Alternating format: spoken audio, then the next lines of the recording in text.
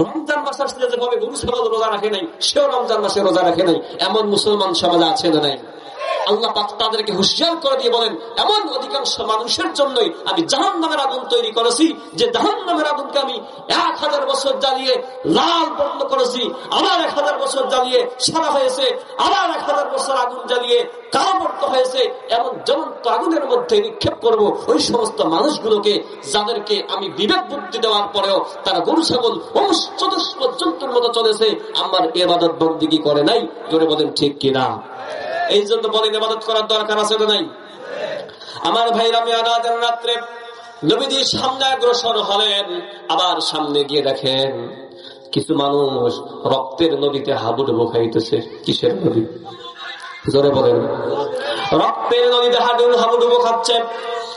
বিশ্ব নবী ওই ফেরেশতাদেরকে জিজ্ঞাসা করলেন, ওহে ভাই জিবরিল, এই মানুষগুলো কারা যারা রক্তের নদীতে হাবুডুবু খাইতেছে? দুনিয়ার মধ্যে মানুষ পানির মধ্যে, পানিতে পড়ে গেলে পানির মধ্যে হাবুডুবু খায়, তাতে কত কষ্ট। এই রক্তের নদীতে জাহান্নামের রক্তের নদীতে হাবুডুবু খাইতেছে, এই মানুষগুলো কারা? জিবরাইল বললেন, ইয়া রাসূলুল্লাহ, ইয়া হাবিবাল্লাহ, এই মানুষগুলো হলো যারা দুনিয়াতে নামাজ পড়েছিল, ভালো কথা, রমজানে রোজা করেছিল, হজও করেছিল, কিন্তু সুদ তারা ছাড়তে পারে না। জোরে বলেন নাউজুবিল্লাহ। সুদখোর নাই আমাদের সমাজে? আছে? সুদের কথা ওয়াজ করলে বলবেন, হুজুর ভালো ওয়াজ করলেন এতক্ষণ, আপনি কবর থেকে পরের গুলো বলেন। কবর থেকে পরে মানে বর্তমান ওয়াজ করতে গেলে বলে কি হুজুর জানেন, হুজুর মৃত্যুর পরে কবর থেকে ওয়াজ শুরু করবেন, ওই জান্নাত যাক জাহান্নাম যাক কোথায় যায় যাক সমস্যা নেই, কবর থেকে এদিকে আসবেন না, কবর থেকে এদিকে আসবেন না। কোন দিকে যাবেন? সামনে, মাটির নিচের ওয়াজ করবেন, মাটির নিচে, মাটির উপরে ওয়াজ করবেন না, কারণ বললে তো মাথা খারাপ হবে। এই জন্য সুদের সম্পর্ক মাটির পরে নাকি মাটির আগে? এই জন্য বলে হুজুর মাটির নিচের ওয়াজ করেন। অনেক আছে মাহফিলের সভাপতি হয়, সেও সুদখোর আছে না নাই? মসজিদের সভাপতি সুদখোর আছে না নাই? এদেরকে কেন সভাপতি বানান? হে মুসলমান, সুদখোরকে মসজিদের সভাপতি বানালে আল্লাহর কাছে ওই মুসলিম সমাজকে আসামির কাঠগড়ায় দাঁড়াতে হবে। কথা বলেন ঠিক কিনা? আল্লাহ পাক বলেছেন, ইয়া আইয়ুহাল্লাযীনা আমানুত্তাকুল্লাহ, হে আমার ঈমানদার বান্দারা, তোমরা আল্লাহকে ভয় করো। ওয়াদারু মা বাকিয়া মিনার রিবা, আল্লাহকে যদি ভয় করো তাহলে সুদের সাথে তোমার কোন সম্পর্ক থাকা যাবে না। সুদী লেনদেন বাকি বকেয়া যা আছে সবগুলো পরিশোধ করে দাও, সবগুলো মিটমাট করে ফেলো।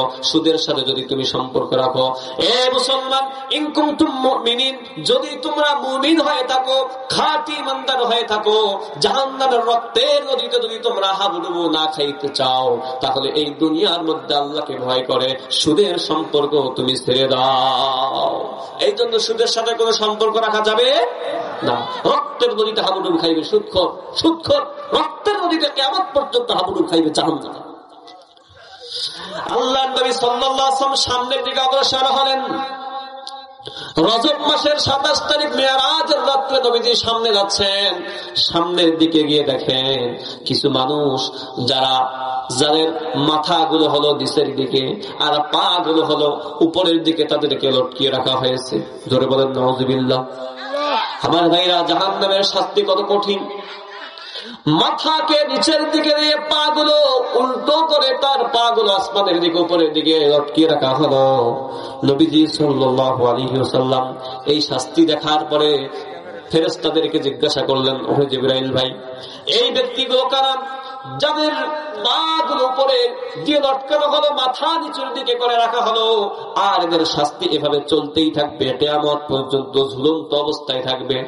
বকরিকে জবাই করার পরে পা গুলো রশি বেঁধে যেভাবে উপরে রাখা হয়, মাথাটা নিচের দিকে চলে যায়, এই ব্যক্তিদেরকে সেভাবে পা গুলো উপরের দিকে লটকে রাখা হলো, মাথা নিচের দিকে করে রাখা হলো। আল্লাহর নবী জিবরিলকে জিজ্ঞাসা করলেন, ভাই এরা কারা? নবীজি সাল্লাল্লাহু আলাইহি ওয়াসাল্লাম প্রশ্ন করার পরে জিবরিল আলাইহিস সালাম উত্তর প্রদান করলেন, ইয়া রাসূলুল্লাহ, ইয়া হাবিবাল্লাহ, এরা হলো সকল মানুষ যারা রজব মাস আসার পরে, শাবান মাস আসার পরে এর পরের মাসটার নাম জানি কি? রমজান। জোরে বলেন। আরো জোরে। রমজান মানে হচ্ছে পুরে জলে ছাই করে ফেলা। রমজান মাসে যারা ইবাদত করবে তাদের গুনাহগুলো জলে পুরে ছাই করে দিবেন কে?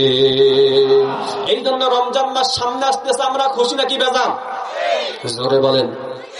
এই জন্য বিশ্বনবী রজব মাস আসলেই আল্লাহর কাছে দোয়া করতেন, আল্লাহুম্মা বারিক লানা ফি রজব ওয়া শাবান ওয়া বাল্লিগনা রমাদান। সকলে আমার সাথে দোয়াটি পড়েন। মা বোনেরা সামনের দিকে চেপে বসেন, জায়গা হচ্ছে না। আর সাথে সাথে মা বোনেরা ভাইয়েরা সবাই আমার সঙ্গে রমজান মাসকে পাওয়ার জন্য আল্লাহর কাছে এই দোয়াটি আমার সঙ্গে পড়েন, আল্লাহুম্মা বারিক লানা ফি রজব ওয়া শাবান ওয়া বাল্লিগনা রমাদান। আয় আল্লাহ তাআলা, আল্লাহুম্মা বারিক লানা ফি রজব ওয়া শাবান ওয়া বাল্লিগনা রমাদান। আয় আল্লাহ, আমাদেরকে রজব মাসের মধ্যে বরকত দান করুন, আমিন বলেন।